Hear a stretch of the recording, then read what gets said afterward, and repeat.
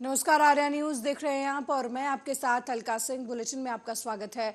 मुंबई के कांदिवली एकता नगर में बिल्डरों की दादागिरी के खिलाफ एनसीपी के नेता ने बिल्डरों के खिलाफ आवाज उठाई है।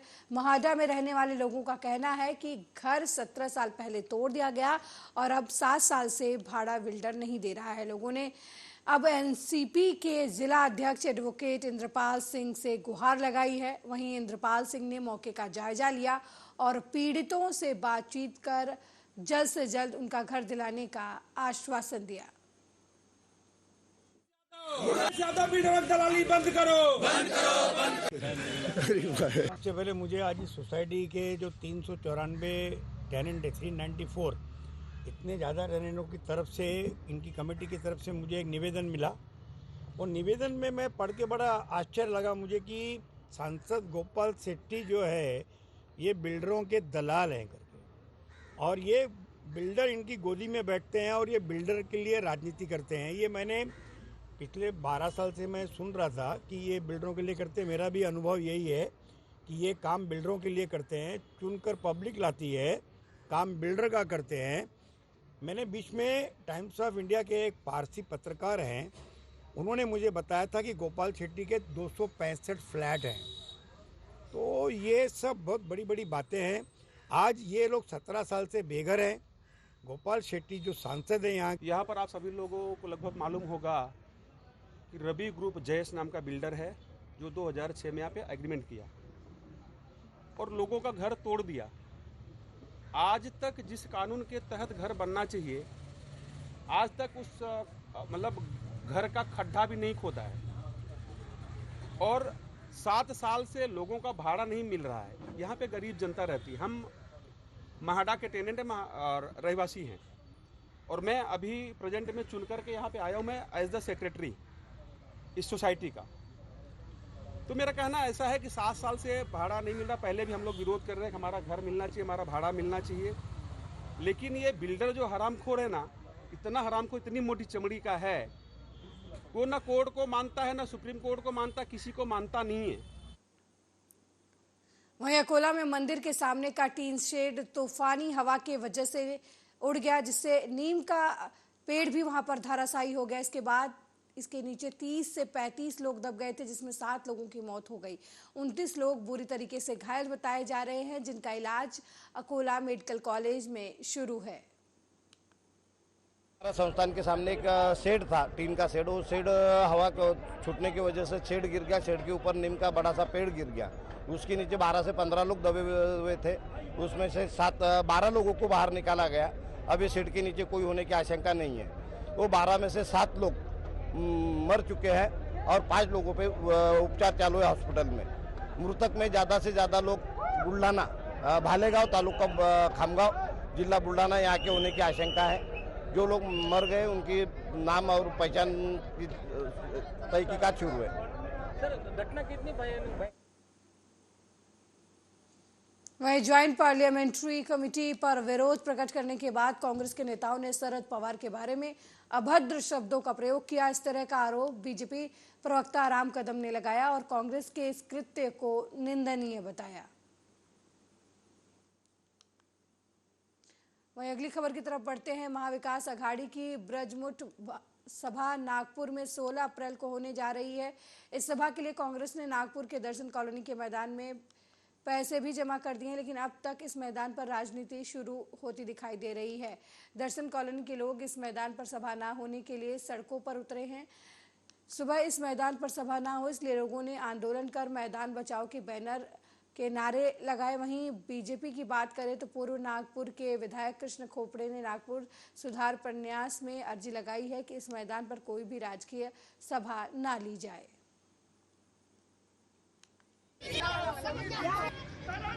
ऐसे महाविकास आघाड़ी के जरिए से कांग्रेस, राष्ट्रवादी और शिवसेना, इनके तीनों पक्षों के जरिए से वज्रमुठ सभा का आयोजन 16 अप्रैल को नागपुर में होने जा रहा है। दर्शन कॉलोनी ग्राउंड है नंदनवन के, वहाँ पे जिस प्रकार की सभा संभाजी नगर में महाविकास आघाड़ी की हुई, उस सभा में जिस प्रकार से लोग इकट्ठा सभा में हुए थे, काफ़ी बड़ी तादाद में लोग वहाँ पे इकट्ठा हुए थे। वो देख के यहाँ पे शायद बीजेपी इस सभा को विरोध करने का उनकी कोशिश यहाँ पे जारी है, लेकिन नंदनवन कॉलोनी में जो दर्शन नागपुर शहर में हमारे नेता नितिन जी गडकरी, देवेंद्र फडणवीस साहब जी के माध्यम से शहर के अंदर लगभग 113 मैदान छोटे हमने डेवलपमेंट किए। और जब से नागपुर शहर के खासदार गडकरी साहब बने, केंद्रीय मंत्री बनने के बाद लगातार नागपुर शहर के अंदर खासदार सांस्कृतिक महोत्सव हो कि क्रीड़ा महोत्सव हो, इसके अंदर लोगों ने बड़े पैमाने पर भाग लिया है। अभी गडकरी साहब ने अभी क्रीड़ा महोत्सव लिया था, उसमें 65 से 70 हजार। वहीं मालवानी कांड में विरोध प्रदर्शन करने के मामले में पहले उत्तर मुंबई में सपा नेताओं को हिरासत में लेने का अभियान देर रात जारी रहा। समाजवादी पार्टी के विधायक अबू आसिम आजम के नेतृत्व में सपा कार्यकर्ताओं को आज अतिरिक्त पुलिस आयुक्त के कार्यालय के बाहर विरोध प्रदर्शन करना था, लेकिन इसके पहले ही पुलिस ने सपा के कार्यकर्ताओं को हिरासत में ले लिया।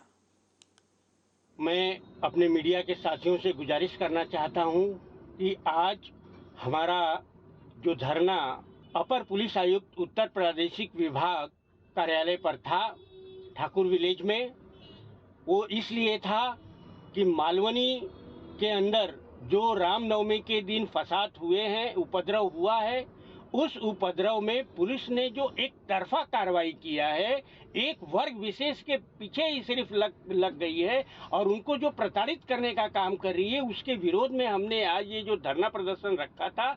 इस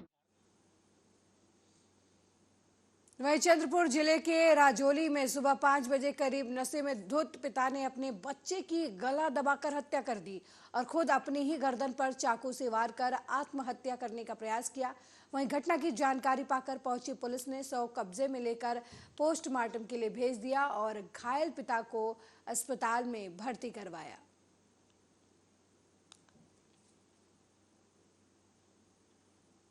वहीं रायबरेली में गंगा एक्सप्रेसवे के कर्मचारियों को दबंगों ने पीटा। इस मारपीट में 3 कर्मचारी घायल हो गए। पूरा मामला लालगंज कोतवाली क्षेत्र के गंगा एक्सप्रेसवे मेरुई गांव के पास की है, जहां सड़क निर्माण का कार्य चल रहा था और सरिया चोरी के मामले में निकाले गए 2 लोगों ने अपने साथियों के साथ मिलकर हाईवे मैनेजर पर हमला बोल दिया। दोनों अधिकारियों के साथ हो रही मारपीट को देख उन्हें बचाने के लिए सिक्योरिटी गार्ड पहुंचे, जहां दबंगों ने उन्हें भी मारा पीटा और मौके से फरार हो गए, जिसके बाद अधिकारियों को लोगों ने सामुदायिक स्वास्थ्य केंद्र में भर्ती कराया और उसके बाद कर्मचारियों ने पुलिस में इसकी लिखित शिकायत दी। फिलहाल पुलिस इस मामले में छानबीन कर रही है। ये 3 लोग आए थे, जिसमें अनिमेश कुमार, रितेश यादव और जमाल, ये 3 लोग थे जिनको मारपीट का प्रकरण था यमुना एक्सप्रेसवे के निर्माण के संबंध में। तो उनका चिकित्सकीय परीक्षण किया गया है। परीक्षण के बाद सभी में लगभग मामूली चोटें पाई गई हैं, किसी को किसी तरह की गंभीर चोट।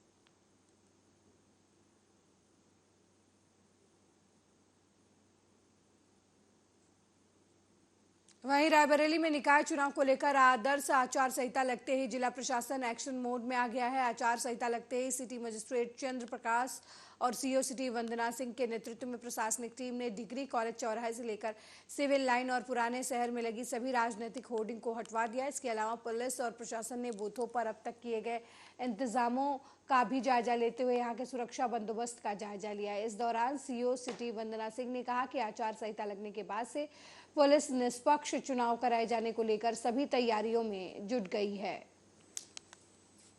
जैसा कि आप सभी जानते हैं कि आज शाम को उत्तर प्रदेश में मॉडल कोड ऑफ कंडक्ट लागू हो गया। उसके तहत सबसे पहले हम लोग शहर में जो पॉलिटिकल होर्डिंग्स लगी हुई हैं उनको हटवा रहे हैं। इसके अतिरिक्त चुनाव की तैयारी पहले से चल रही थी, बूथों का भ्रमण।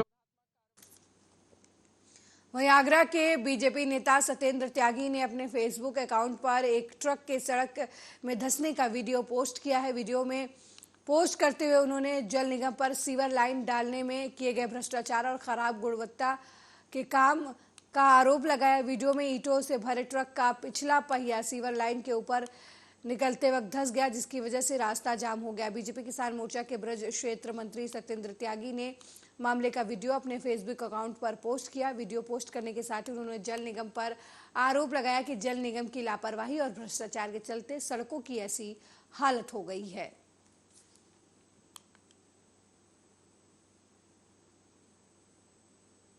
वहीं बिजनौर में दिन निकलते ही नगरपालिका के पास पुलिया को खून से सनी लाश मिली। दिन निकलते ही लाश मिलने से इलाके में हड़कंप मच गया। पुलिस ने शव को सील कर पोस्टमार्टम के लिए भेज दिया और कातिल को की तलाश में जुट गई। वहीं आसपास की दुकानों में लगे सीसीटीवी कैमरे खंगालने की शुरू किए तो एक अज्ञात कातिल मुंह पर नकाब लगाए ईंट से युवक की हत्या कर फरार हो गया। सीसीटीवी के आधार पर पुलिस ने कातिल को गिरफ्तार कर लिया है और हत्या का कारण जानने के लिए पूछताछ की जा रही है। सुबह कोतवाली शहर थाने को एक सूचना प्राप्त हुई कि बिजनौर कस्बे में एक व्यक्ति की डेड बॉडी मिली है। पुलिस तत्काल मौके पर पहुंची। डेड बॉडी की शिनाख्त सोनू नामक युवक के रूप में हुई। उसके परिजनों को सूचना दी गई। उसकी डेड बॉडी को पोस्टमार्टम हेतु बेमेतरा में दो समुदायों के बीच हुए विवाद में एक की मौत हो गई। घटना साजा थाना क्षेत्र के बीरामपुर की है। आपको बता दें कि लव जिहाद के मामले की वजह से गांव में पहले से ही तनाव चल रहा था। बताया जा रहा है कि दो बच्चों के बीच हुए विवाद के बाद दो समुदाय के लोग आपस में भिड़ गए। देखते ही देखते विवाद इतना बढ़ गया कि एक विशेष समुदाय के लोगों ने धारदार हथियार से हमला कर दिया। घटना में एक की मौत हो गई, वहीं 4 लोग घायल हो गए। इधर घटना की जानकारी मिलने के बाद मौके पर बेमेतरा पुलिस की टीम पहुंची। आरोपियों ने उन पर भी पथराव कर दिया। घटना में पुलिस के एक सब इंस्पेक्टर को चोट आई है। खबर के मुताबिक इलाके में पहले से लव जिहाद के एक मामले की वजह से दो पक्षों में तनाव की स्थिति थी। हिंदू लड़की की मुस्लिम लड़के से शादी को लेकर बीजेपी और बजरंग दल के लोग भी वहां पहुंचे थे।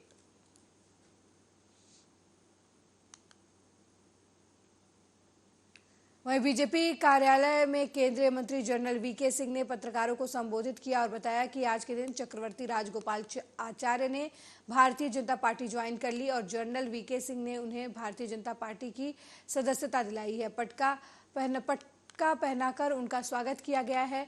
चक्रवर्ती आचार्य गोपाल आचार्य ने नदियों के बारे में बताया कि किस तरीके से उन्होंने कांग्रेस पार्टी को आगे बढ़ाया और कई महत्वपूर्ण पदों पर बने रहे। साथ ही प्रसारण भारती बोर्ड के सदस्य भी रहे हैं।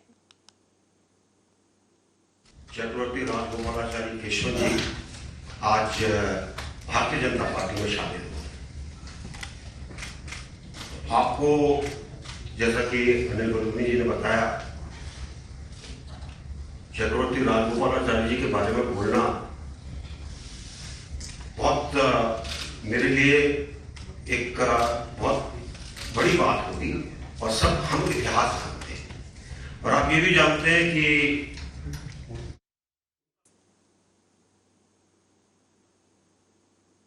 वहीं मध्य प्रदेश में ओलावृष्टि से खराब हुई फसलों के बाद से किसानों के मुद्दे पर राजनीति लगातार जारी है। ओलावृष्टि के बाद सरकार द्वारा कराए गए खराब फसलों के सर्वे को लेकर कांग्रेस ने सवाल खड़े किए हैं। कांग्रेस विधायक और किसान नेता कुणाल चौधरी का आरोप है कि सरकार ने फर्जी सर्वे कराकर वाहवाही लूटने का काम किया है। पीसीसी में पत्रकारों से चर्चा करते हुए कुणाल चौधरी ने आरोप लगाया कि शिवराज सरकार फसलों के सर्वे का फर्जी आंकड़ा पेश कर किसानों के नाम पर राजनीतिक रोटियां सेकने का काम कर रही है, जबकि हकीकत यह है कि किसी भी जिले में आज तक कोई सर्वे नहीं कराया गया। उन्होंने आगे कहा कि प्रदेश की मंडियों के हाल बेहाल हैं। किसानों को समर्थन मूल्य नहीं मिल रहा। बिना समर्थन मूल्य फसल बिकवाने किसानों से शपथ पत्र भरवाया जा रहा है। 25 तारीख को बिका था, उसका भी 1 रुपया नहीं आया और सोसाइटियों ने उसमें 50% पैसा काटे। समर्थन मूल्य से कम तो दर पर विक्रय होने का कारण ऐसे रसीद।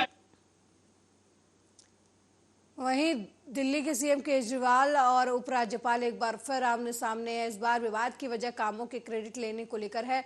वजीराबाद नाले की सफाई के दौरान उपराज्यपाल वीके सक्सेना ने कहा कि केजरीवाल सरकार का कोई मंत्री अगर उनके कामों का क्रेडिट लेना चाहता है तो ले सकता है। हम दिल्ली को अच्छा वातावरण और स्वच्छ यमुना देने की कोशिश कर रहे हैं।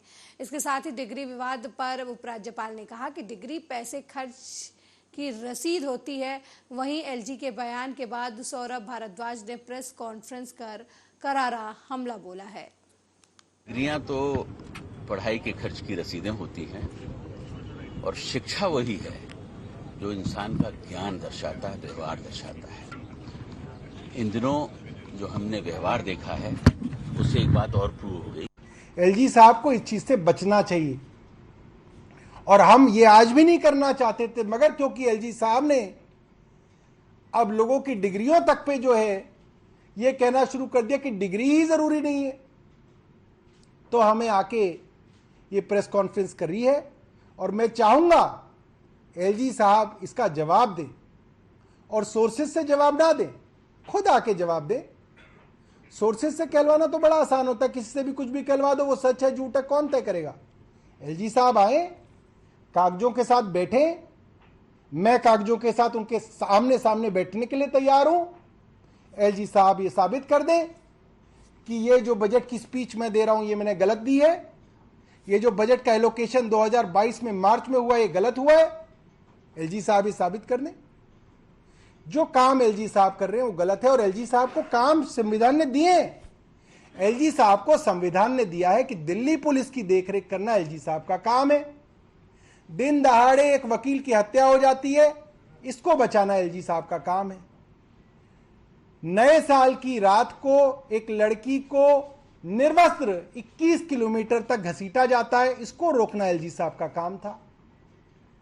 पुलिस के डीसीपी आके क्लीन चिट दे देते हैं अपराधियों को, जिनके ऊपर आज अपराधी होने के लिए चार्जशीट दायर हुई है, ये रोकना एलजी साहब का काम था। दिल्ली में गैंगवॉर हो रही हैं, ये रोकना एलजी साहब का काम है। बुजुर्गों के घर में घुस के हत्याएं हो जा रही हैं, ये काम एलजी साहब का है। लेना क्रेडिट एलजी साहब, अरे काम करिए। आप नालों पे घूमना काम नहीं है, थानों में घूमना काम है एलजी साहब का। दिल्ली के अंदर 350 थाने हैं।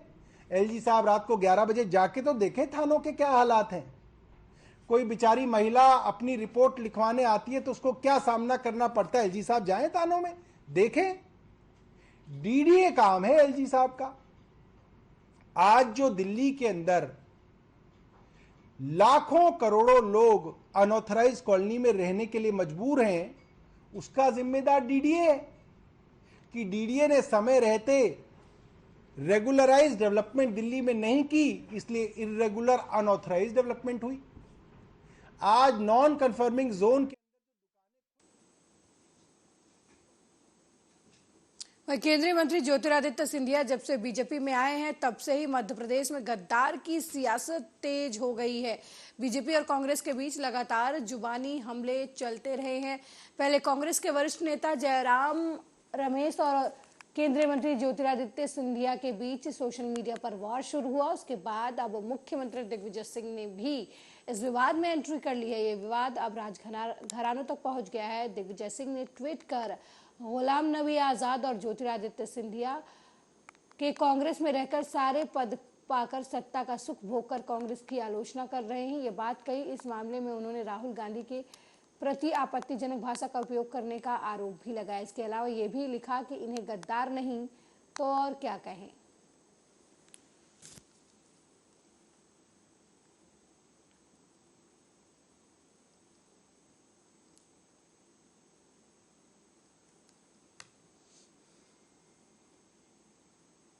वहीं ज्वाइंट पार्लियामेंट्री कमेटी पर विरोध प्रकट करने के बाद कांग्रेस के नेताओं ने शरद पवार के बारे में अभद्र शब्दों का प्रयोग किया।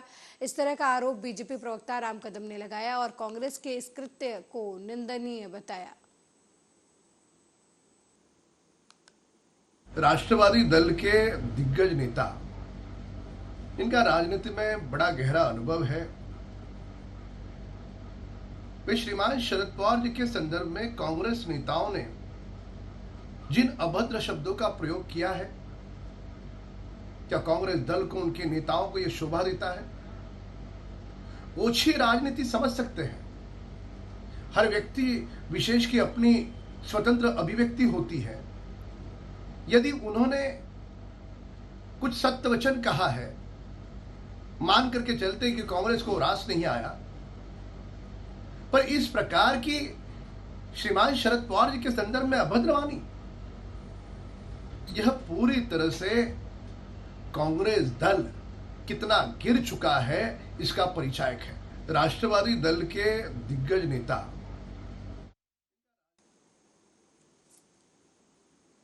मेरे साथ इस बुलेटिन में फिलहाल इतना ही। देश दुनिया की तमाम खबरों को देखने के लिए देखते रहिए आर्या न्यूज। नमस्कार।